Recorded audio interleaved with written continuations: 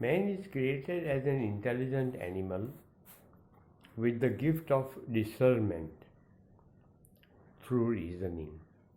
This discernment is in Sanskrit known as Viveka, and a lot of good things have been written about Viveka. It is our ability to have a sort of a control over ourselves. Our mind is like a wild horse, and unless and until it is given proper training, it will go haywire, and it does go haywire and in all kind of directions. Viveka is our ability to put a rein, a control over our mind as to how we think, what are the right things that we should be doing and thinking and behaving. However much power one has, if there is a sense of viveka in one's behavior, the power corrupts. But if there is a viveka which is a controlling force, then it's like an ornament, and it gives such a lot of beauty of character to an individual. Man is also blessed with one small voice inside him, which is the presence of the Creator, who is communicating with us directly.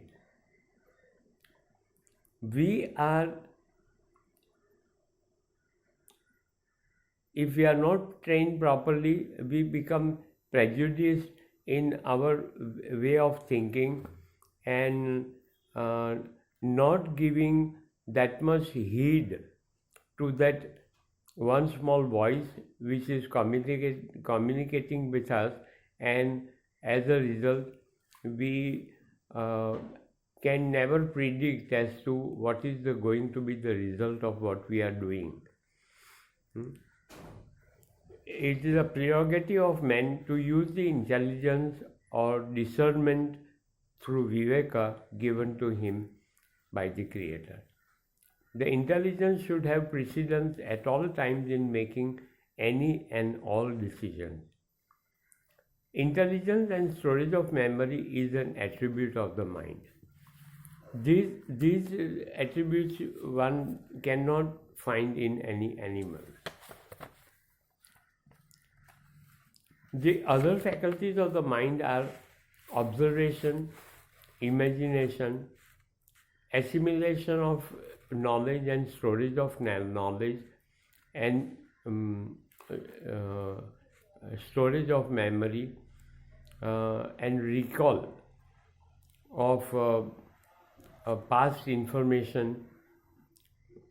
We have feelings of love, feelings of emotion, hate, and we also have the ability to forecast as to what is going to happen and what should be our next stage or a few stages. We also have the ability of reasoning and thinking about various ways and things, varieties of things that can happen in any situation, and it is ability of our mind to forecast and understand as to what is going to happen or what is going to come around, and that is because of our mind. The presence of the I or the Great Spirit is the owner of the body, mind, intellect, and all its possessions. We always say, this is my body. We never say, I am the body. We say, this is my body. So who is this my?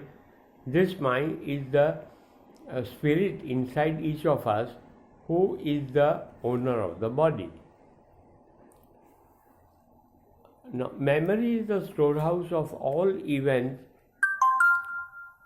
that have happened in our life, and these events are stored in our mind, which maintains all the records. Now, this mind is intangible, but it is very powerful. It is the mind which is powerful and not the physical self. Physical self will do whatever the mind tells it to do or commands it to do. If the mind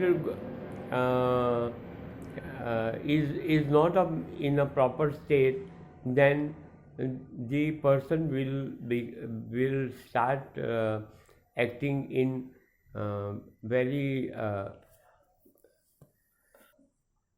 irrational manner.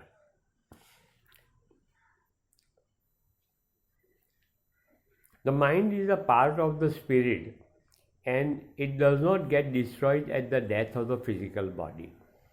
This is something which is very, very important to know and to understand, and OSP has made a big difference by putting all this down in its records. We also know that nature is very intelligent and makes use of all its resources very intelligently. All the natural resources are interdependent and continuously in a state of transformation without creating any waste. This is something really amazing. In post-industrial revolution where we are living right now, we create such a lot of waste, and it is only now that the Western civilization is getting up to the idea of not creating waste.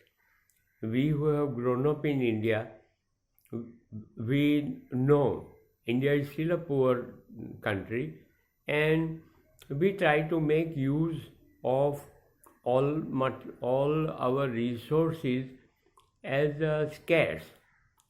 And we also think in way that if there is a product which is manufactured somewhere, some effort has gone into manufacture of the product.